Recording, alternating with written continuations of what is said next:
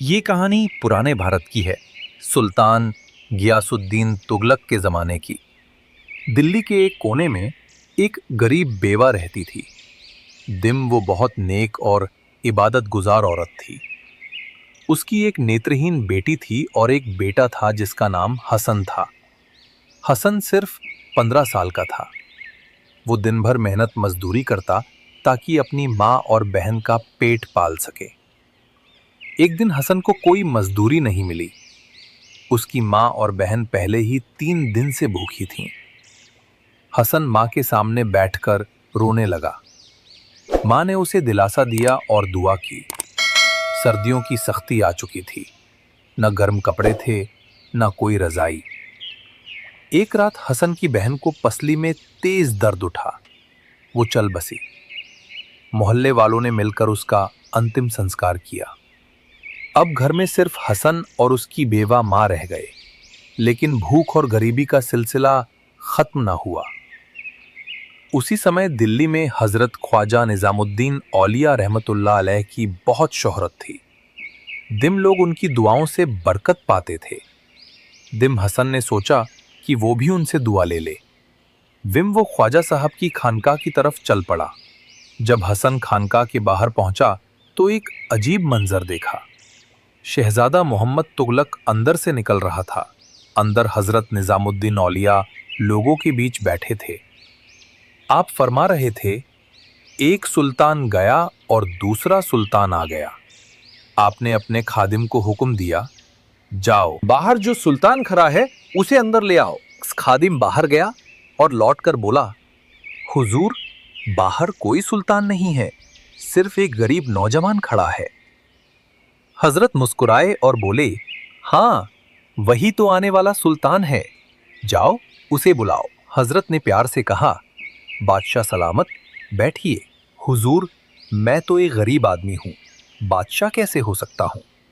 हसन को इफ्तार का रखा हुआ खाना दिया और फरमाया, इसे खा लो, ये दक्कन की बादशाही का ताज है। हसन ने आज्ञा का पालन किया और खाना खा लिया।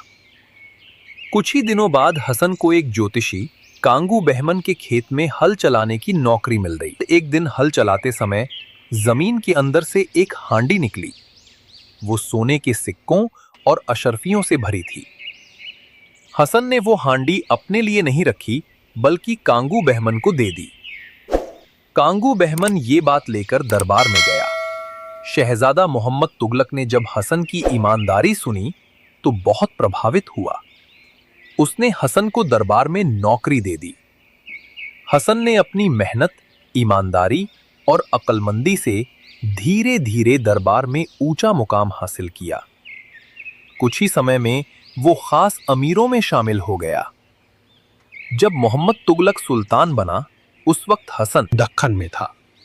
वहां के अमीरों ने सर्वसम्मति से हसन को अपना सुल्तान चुना। यूं एक गरीब हसन गरीबी से उठकर दक्कन का बादशाह बन गया।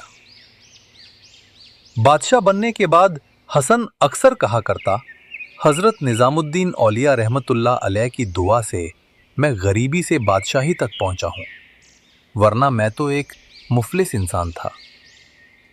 एक और मशहूर वाकया भी है जो हजरत की बरकत को दिखाता है। एक आदमी उनकी खिदमत में मदद मांगने आया। 3 दिन तक रहा, लेकिन कोई इंतजाम ना हुआ। मायूस होकर जाने लगा तो हजरत ने अपने जूते उतारकर उसे दे दिए और कहा, मेरे पास देने के लिए बस यही है। वो आदमी चला गया और सोचने लगा, इन पुराने जूतों का मैं क्या करूं। रात को वो सराय में ठहरा था। उसी वक्त अमीर खुसरो सुल्तान के लश्कर के साथ वहां आए। अचानक उन्होंने कहा, मुझे अपने पीर की खुशबू आ रही है। वो उस खुशबू के पीछे चल पड़े और सराय तक पहुंचे। उन्होंने उस आदमी को जगाया और पूछा, क्या तुम हजरत निजामुद्दीन औलिया की खानकाह से आए हो? वो बोला, हाँ, उन्होंने मुझे ये पुराने जूते दिए हैं। अमीर खुसरो भावुक होकर बोले, ये जूते 7 लाख चांदी के सिक्कों में खरीदता हूँ। वो आदमी खुश हुआ और समझ गया कि हजरत ने किस तरह उसकी मदद की। तो ये थी हजरत ख्वाजा निजामुद्दीन औलिया रहमतुल्लाह अलैह की करामत और बरकत की सच्ची कहानी। अगर आपको ये कहानी अच्छी लगी तो कमेंट में ज़रूर बताइए। ऐसी और रूहानी और ऐतिहासिक कहानियां सुनने के लिए चैनल को सब्सक्राइब कीजिए। मिलते हैं अगली वीडियो में एक नई कहानी के साथ। तब तक के लिए अल्लाह हाफिज।